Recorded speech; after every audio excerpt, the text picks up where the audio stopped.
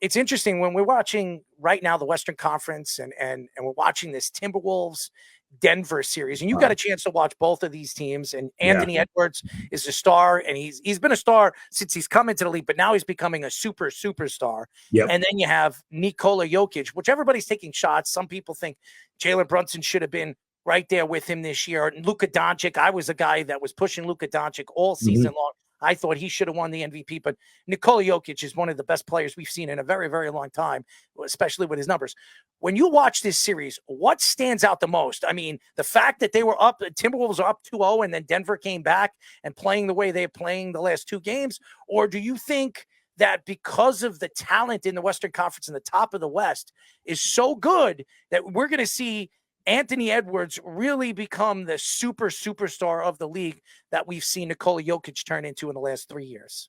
Well, I mean, in that series, I thought Minnesota caught him in game one. They just caught him. It happens. You come in, you play with, you're basically going in saying, we leave it all out here game one. We give everything we have.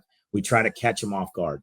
Denver is really good at trying to push teams early in games. Here's the thing about Minnesota.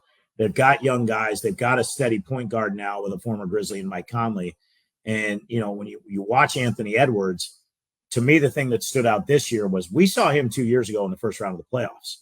And there were times where you're going like, uh-oh, if it clicks, this guy's going to be something different, like dangerously different to every other team. And if you remember, go back to the start of last season where Anthony Edwards is joking around about eating Popeye's chicken in the offseason and whatever. And Karl Anthony Towns came in and lit up the media and said, hey, it's not funny. We don't need to be treating our bodies this way. You guys make this big joke with Ant, and he's got to learn that he's got to take this craft seriously. I honestly think, I don't know because I'm not there. I know Mike and I know Kyle Anderson just from them being here and the types of guys they were to their teammates. I would be shocked if each one of them didn't pull him aside and say, look, dude, we've played with some of the best. We played against some of the best. You could be one of the best, but you got to take this thing and run with it and be serious. I watched him this year, different dude. Maybe that was Team USA too. I think that had to have a big hand in it, playing with the guys he played there. Talking with our guy that was there, Jaren Jackson, he said, yo, that cat's ready to explode this year. And he is. I mean, you just watch these highlights that you guys are putting up there. This dude he's different. He's just different. I thought it was unfair to him to start putting the Jordan comparisons. Oh, he looks like him. Oh, he plays like him. That's just unfair to anybody. He's that good. We tend to forget Michael had 3 years in college. Kobe had the year coming out, but, you know, his rookie year, he had the ball in his hands in the playoffs and airballed the top of the arc three, but they trusted him. You don't have those high school guys like that anymore. I mean, you talk about the best of the best. LeBron went there. He had his struggles in the beginning. You're going to struggle the first 2 or 3 years. If it's 1 year, that's incredible. But even Karl Anthony Towns, they said that. So for Cat, he's trying to get this guy up. I think Mike's a huge steadying hand. They catch him again. I don't know that they went in and got overconfident. I don't think it's the return of Rudy Gobert. I think Michael Malone's that good of a head coach. I think when he was in Sacramento, he got the most out of that team. I think he hunkered down, watched the tape. They had that long layoff. He probably was home for about 3 hours every night. That would be about it. I bet he was in his office, maybe even slept in the office and said, okay, this is what we got to do. Jamal Murray gets his groove going. That Denver team's deep. That Minnesota team's scary, but they still have some gaps there. And when Mike Conley goes out, to me, that loses a little bit. When they were able to pull Rudy Gobert out, that loses a little bit. And think about Denver with this. Nikola Jokic, I don't disagree with you, Errol. I think that Luka was so sensational this year.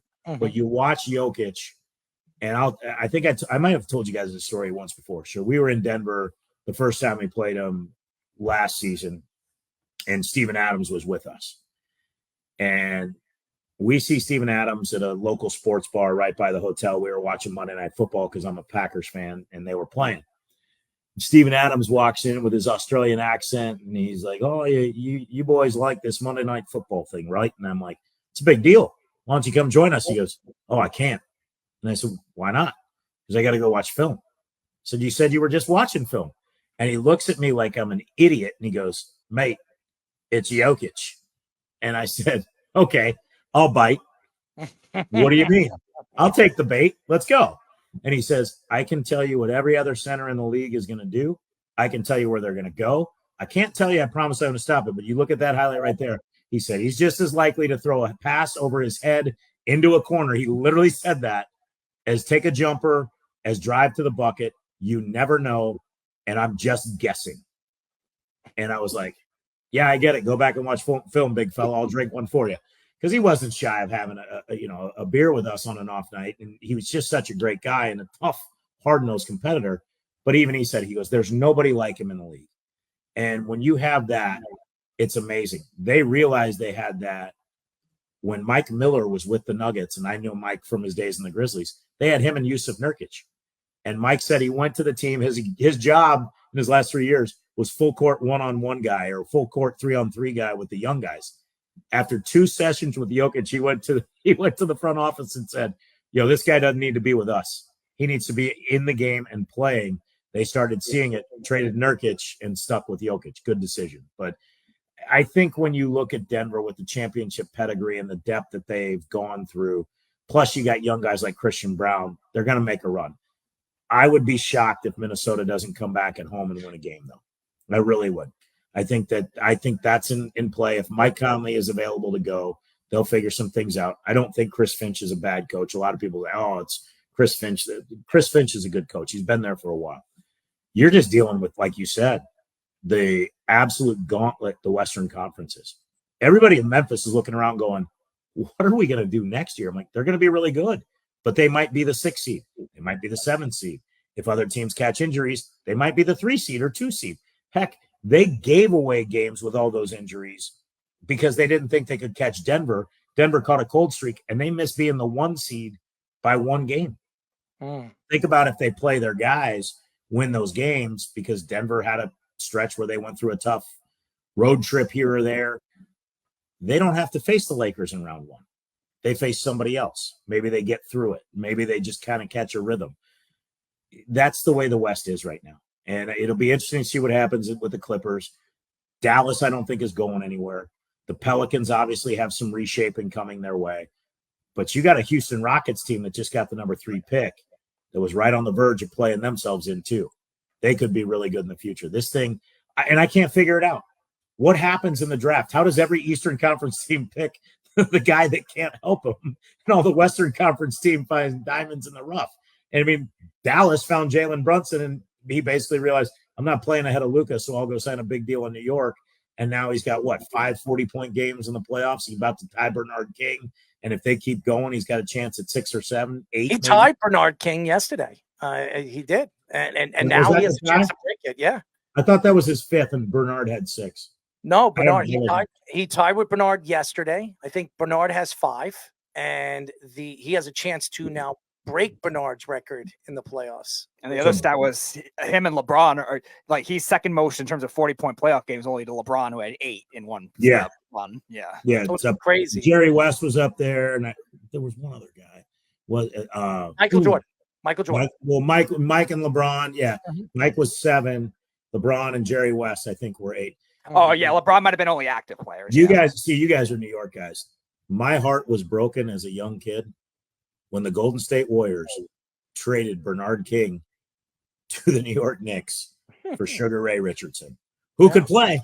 Michael Ray Richardson could play, but Bernard King was my favorite. I got a chance to talk to him one time in Memphis when he came for the civil rights celebration game, basically the Martin Luther King celebration game. He got a legacy award.